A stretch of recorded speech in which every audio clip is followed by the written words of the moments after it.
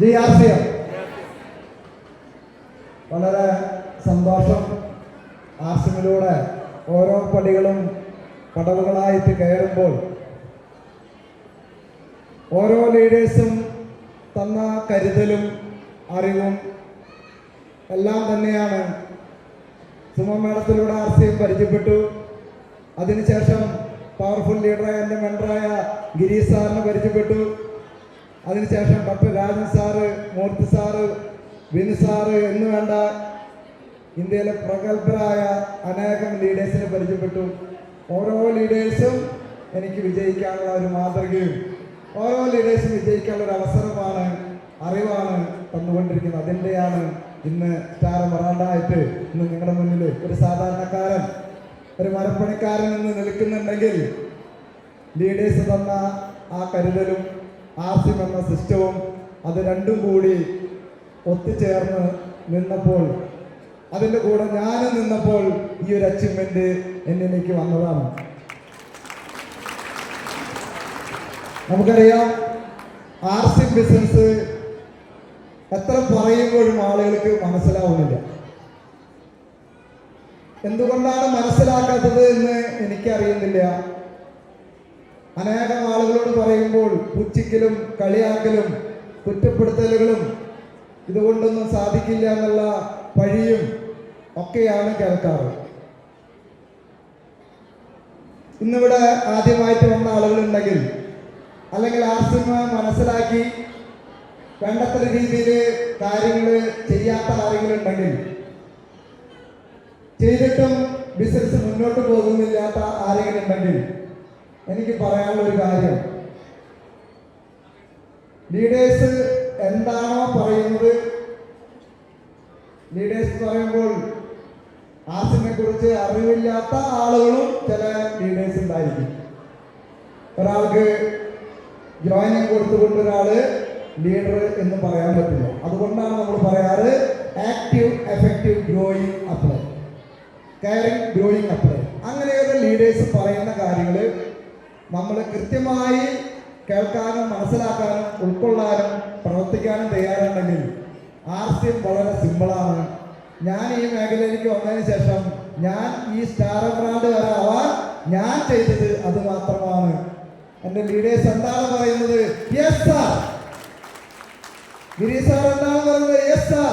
മൂർത്തി sir എന്താണ് പറയുന്നത്? Yes sir. Doctor Raj sir എന്താണ് പറയുന്നത്? Yes sir.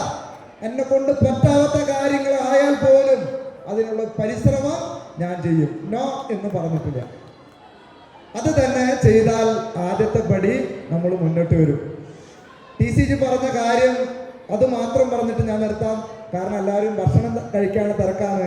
ഈ വാക്കുകളൊന്നും കേൾക്കാനുള്ള ചിലപ്പോൾ സമയം വൈകി. അതുകൊണ്ടാണ് ഒറ്റ കാര്യം പറയാം. TCG പറഞ്ഞു RCM നഷ്ടപ്പെടാൻ എന്താണുള്ളത്? RCM ഒരു ജോയിൻ ചെയ്ത് RCM ഉൽപ്പന്നങ്ങൾ ഉപയോഗിക്കുന്ന ഒരു വ്യക്തിക്ക് എന്താണ് നഷ്ടപ്പെടാനുള്ളത് എന്നോട് പറയൂ എന്നാണ് ഒരു വേദിയെ അഭിസംബോധന ചെയ്ത് അദ്ദേഹം പറഞ്ഞത്. ഒരാൾക്കും ഒരക്ഷരം മിണ്ടാനുണ്ടായിരുന്നില്ല. പിന്നീട് അദ്ദേഹം അടുത്ത വാചകം പറഞ്ഞു, RCM ചെയ്യാതിരിക്കാൻ ഒരു കാരണം എനിക്ക് കാണിച്ചു തരൂ, പക്ഷെ ചെയ്യാൻ ഞാൻ ആയിരക്കണക്കിന് കാരണം നിങ്ങൾക്ക് കാണിച്ചു തരാം. സുഹൃത്തുക്കളെ, നമ്മൾ മനസ്സിലാക്കൂ, ഒരു മനുഷ്യ ജന്മം പുണ്യജന്മമാണെന്നാണ് വിവരമുള്ള ആൾ പറയുന്നത്. ഞാൻ പറയുന്നല്ല, എനിക്കത്ര വിവരമൊന്നുമില്ല. മനുഷ്യജന്മം പുണ്യജന്മമാണെന്നാണ്. പക്ഷേ നമ്മൾ ആലോചിക്കുക, നമ്മുടെ കുടുംബത്തില്, നമ്മുടെ സമൂഹത്തില് ഇന്ന് രാവും പകലില്ലാതെ നെട്ടോട്ടമോടിയ ആളുകള് ജീവിതം മുന്നോട്ട് പോകുന്ന സമയത്ത്, ചെയ്യാൻ അറിയാവുന്ന തൊഴിൽ ചെയ്ത് മുന്നോട്ട് പോകുന്ന സമയത്ത് ആ സുന്ദരമായ ജീവിതമാണോ ഇന്ന് ചെയ്ത് തീർക്കുന്നത് അല്ലെങ്കിൽ ജീവിച്ചു തീർക്കുന്നത്? ഒന്ന് കണ്ണോടിച്ചാൽ നമുക്ക് മനസ്സിലാവാൻ പറ്റും.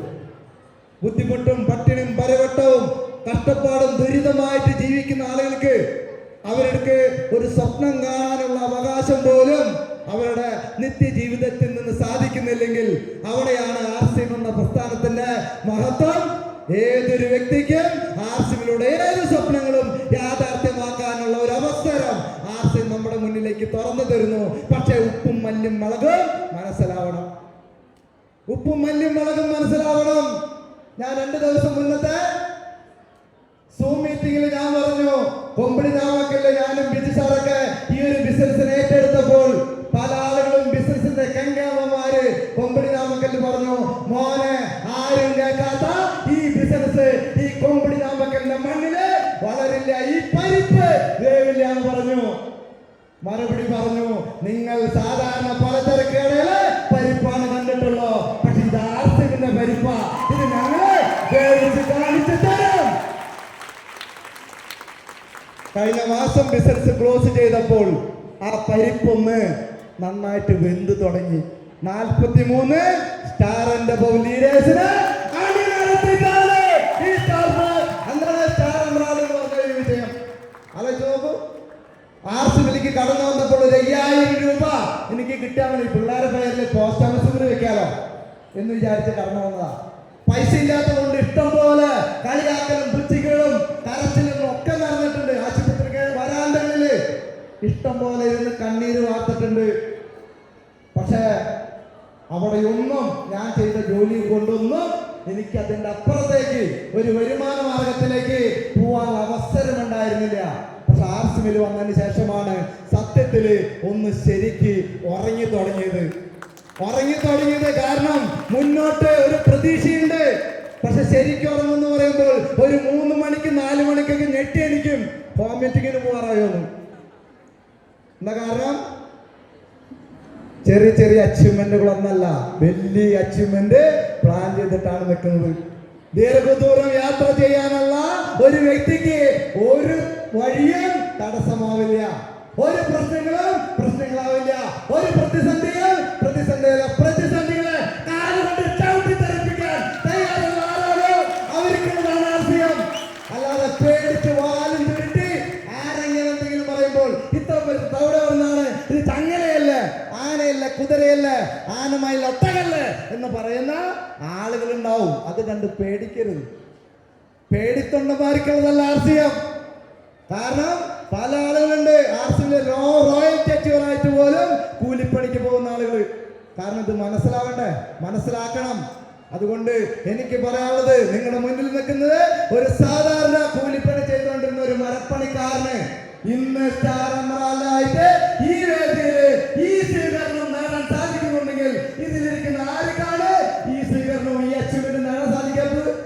5000 രൂപ വരുമാനം കിട്ടുന്ന ലെവലിൽ സ്റ്റാർ പ്ലാറ്റിനം എന്നാൽ സ്റ്റാർ എമറാൾഡ് അച്ചീവ്മെന്റ് വരുമ്പോൾ എത്ര വരുമാനം കിട്ടുന്നു നിങ്ങൾക്കറിയാം. ഇതൊന്നല്ല, ഇതുകൊണ്ടൊന്നും ഞാൻ ഒതുങ്ങില്ല. മൂർത്തി സാറിനെ പോലെ, ഡോക്ടർ രാജൻ സാറിനെ പോലെ, ബിനു സാറിനെ പോലെ, ഗിരി സാറിനെ പോലെയുള്ള നേതൃത്വം എന്റെ മുന്നിലുണ്ടെങ്കിൽ ഞാൻ ഇവിടെയൊന്നും ഒതുങ്ങില്ല. ഞാൻ എന്ന് പറഞ്ഞ പാപത്തിനെ സ്വീകരിച്ചതാണ് ഒതുങ്ങുള്ളൂ. എന്റെ കൂടെ ആരൊക്കെ നിൽക്കുന്നോ അവരെയും ആ ലെവലിലേക്ക് ഞാൻ ഉയർത്തും. അത് ഉയർത്തുന്നതിന്റെ ഒരു പൊടിക്കൈയാണ് ഈ മാർച്ചില് നമ്മൾ കണ്ടത്. ഇനി ഇവിടുന്ന് ഒരു ശക്തിക്കും തടയാൻ പറ്റാത്ത രീതിയിൽ എന്റെ ടീമിന്റെ വളർച്ച ഞാൻ എന്റെ ഗുരുക്കന്മാരുടെ കാൽ കീഴിൽ വെക്കും എന്ന് പ്രഖ്യാപിച്ചുകൊണ്ട് എല്ലാവർക്കും വിജയിക്കാനുള്ള അവസരം ആർസിന്റെ ലീഡേഴ്സ് വരുന്നുണ്ട്. അത് മനസ്സിലാക്കി ഓരോരുത്തർക്കും അവരുടെ കുടുംബത്തിന് വിജയിക്കാനുള്ള അവസരമാണെന്ന് മനസ്സിലാക്കിക്കൊണ്ട് നമ്മൾ മറ്റുള്ള ഒരു മേഖലയിലും കിട്ടാത്ത നേട്ടം ആർസിലൂടെ നേടാൻ നമുക്ക് സാധിക്കും. നമ്മൾ ആലോചിച്ച് നോക്കണം, നല്ലൊരു വീട് നമുക്ക് വെക്കണ്ടേ? സാധാരണ നമ്മുടെ വീടുകള് നല്ല വീടായിരിക്കും, 10-25 കുടുംബത്തിന്റെ ഇടയിൽ ചിലപ്പോൾ നമ്മുടെ വീട് നല്ല വീടായിരിക്കും.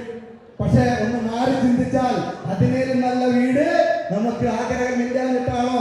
പക്ഷെ ആർസിബില് വന്നതിന് ശേഷം ഞാൻ വലിയൊരു വീടാണ് സ്വപ്നം കാണുന്നത്. നിങ്ങൾ ആരൊക്കെ അങ്ങനെ സ്വപ്നം കാണുന്നു അവരുടെ സ്വപ്ന പൂർത്തീകരണം കാണിക്കാനായിട്ട് പറ്റും.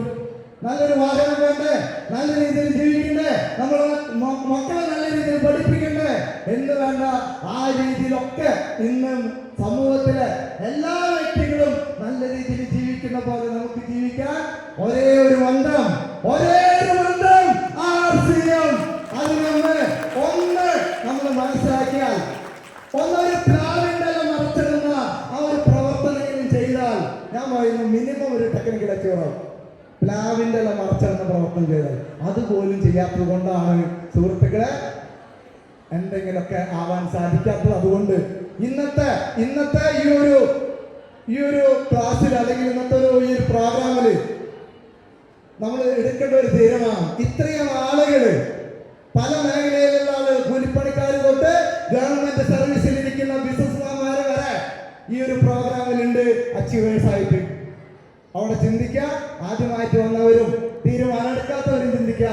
RCM എല്ലാവർക്കും ഒരേ അവസരമാണ് തരുന്നത്.